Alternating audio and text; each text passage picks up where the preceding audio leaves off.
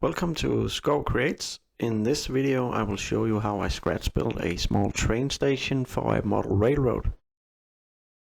For the structure of this building I used this 1.5 millimeters MDF for whatever it is, and I sourced this material from some IKEA furniture where it was actually used as packaging material. All the walls for the building were created using Inkscape. I simply drew the house based on some measurement I have taken from the actual station.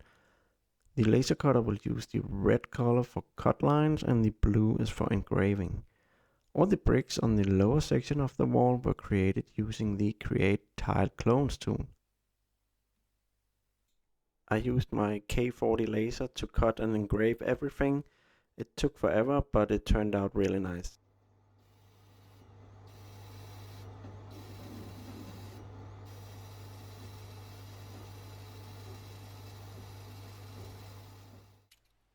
I did not design this with interlocking cutouts, so I had to make these triangles for support.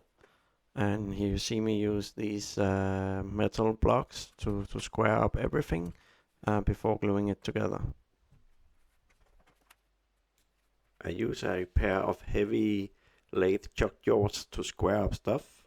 They are metal and precisely machined, so they work great for this purpose.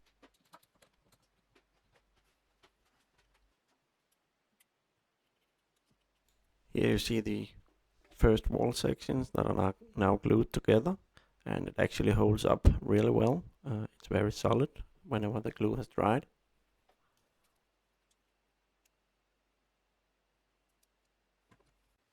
As you see here, I ended up with a rather complex structure, but it became really solid in the end.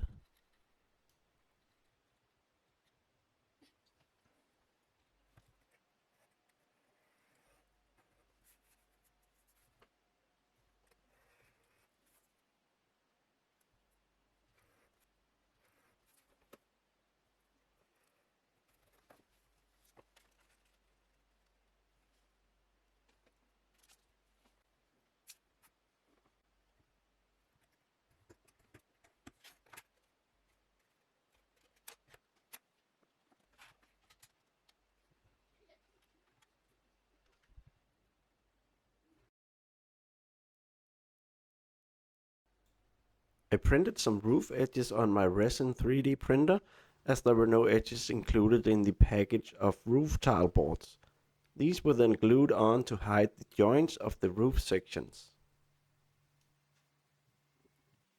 Roof edge boards were just made out of thick paper that were cut to size and glued on.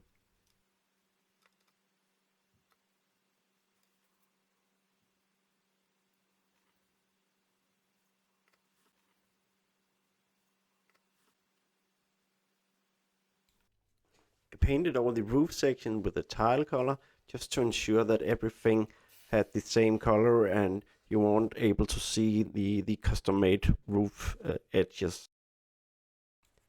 The flat roof were made from a piece of balsa wood 3 millimeters and were just cut to match the flat roof section of the building with a little overhang. I found that 240 grit black sandpaper actually worked great for roofing material. It would just cut out to small section and then glued on top of the balsa wood.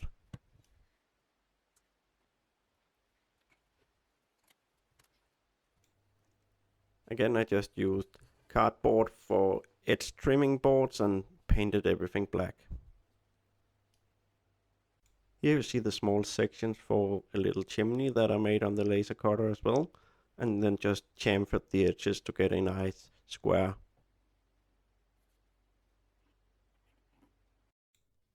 To create a textured surface on the walls, I covered everything in a layer of concrete paste, a product that I found at a craft store. I actually regret doing this as it does not look correct to scale. Then everything were painted white except the brick line at the bottom of the building, which were covered in masking tape. All the bricks were painted with a flat red and then dry brushed with an orange color to give them variation. Everything was then covered with some white plaster filler to fill out the gaps between the bricks, and then wiped down again with a watered down brush. Unfortunately, I forgot to film this part of the project, but here is the product that I used.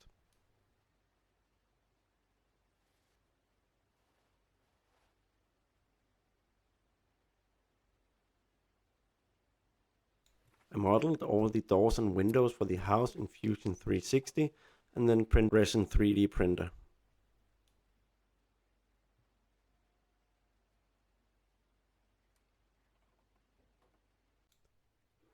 All doors and windows were then painted black with the airbrush.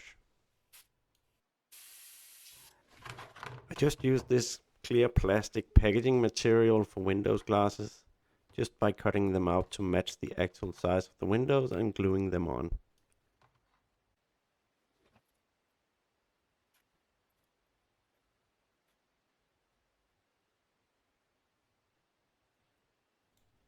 All windows and doors were designed with an edge, so they were easy to glue into the model.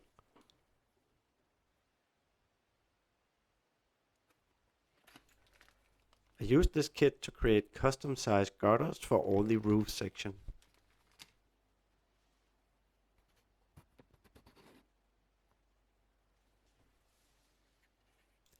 I covered the roofs and girders with a black wash. I crafted a couple of roof vents from some styrene pipes and paper. These were then painted and glued onto the flat roof section of the building.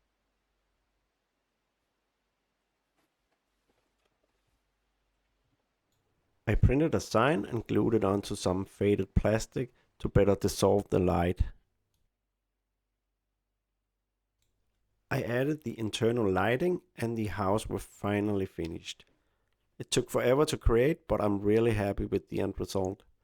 It is important to say that this is the first time I try to build something like this, so this is by no means a how-to or tutorial, it's just a show and tell. So thank you for watching, see you later.